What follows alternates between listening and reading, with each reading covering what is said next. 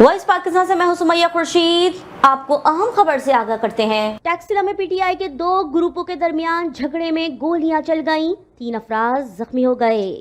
टैक्सिला में पाकिस्तान तहरीक इंसाफ के एमएनए और एमपीए का झगड़ा तूल पकड़ गया। सूबाई वजीर मलिक तैमूर और एमएनए मंसूर हयात के कारकुनों के दरमियान मुसल्लह तसादुम में 3 अफराद जख्मी हो गए। पीटीआई के वजीर खेल पंजाब मलिक तैमूर और एमएनए मंसूर हयात के कारकुनान का गुज़िश्ता रोज़ झगड़ा हुआ था, जिसके बाद गुज़िश्ता रात 2 बजे एक बार फिर झगड़ा हुआ और गोलियां चल गईं। वाक़ये में जख्मी 2 अफराद को टीएचक्यू टैक्सिला जबकि तीसरे को डीएचक्यू रावलपिंडी मुंतकिल कर दिया गया। वजीर खेल पंजाब मलिक तैमूर और एमएनए मंसूर हयात ने एक दूसरे पर इल्ज़ामात आयद किए हैं। जख्मी होने वाले तीनों अफराद का ताल्लुक एमएनए मंसूर हयात ग्रुप से है।